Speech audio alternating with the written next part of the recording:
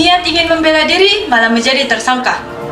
Angka kriminalitas pada tahun 2022 meningkat 7,3% dari tahun 2021. Tercatat 31,6 ribu kejahatan terjadi setiap jam. Shalom, salam sejahtera bagi kita semua.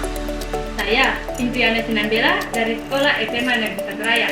Saya sebagai calon legislator Parlemen Remaja tahun 2023 dari Dapil 3 Sumatera Utara. Kriminalitas sudah menjadi hal lazim, bahkan riskan bagi generasi masa kini. Sebagai contoh, kejahatan yang sering terjadi di kalangan kaum muda adalah pembegalan, di mana yang lebih memilukan kasus pembegalan tersebut adanya ketidakadilan.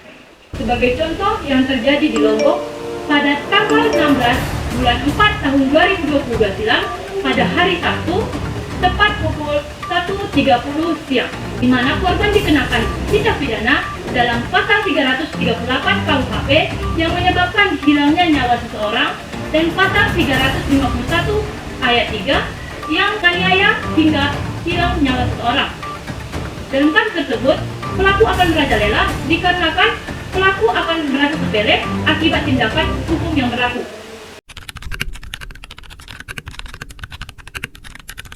Saya akan memaksimalkan 3 fungsi DPR melalui organisasi yang bernama Peciman atau Pemuda Cinta Aman. Organisasi ini akan langsung dinaungi oleh DPR dan menjadi perpanjangan tangan DPR untuk mensosialisasikan kepada masyarakat mengenai solusi dan pencegahan secara lebih intens dalam aksi begal. Fungsi legislasi. Di sini saya akan memaksimalkan dengan membentuk undang-undang dan menyelesaikan undang-undang mengenai keadilan dalam pembelaan diri dibantu dengan LPSK dan pemerintah yang terkait. Dan yang kedua, fungsi anggaran. Fungsi anggaran berperan dalam pemberian dana organisasi untuk mensosialisasikan kepada masyarakat secara lebih intens mengenai solusi dan pencegahan dalam pembegalan. Ketiga, yaitu fungsi pengawasan. Tanpa adanya pengawasan, maka organisasi tidak akan terjalan dengan maksimal. Oleh karena itu, dalam fungsi pengawasan sangat berperan penting dalam mengawasi terjalannya organisasi.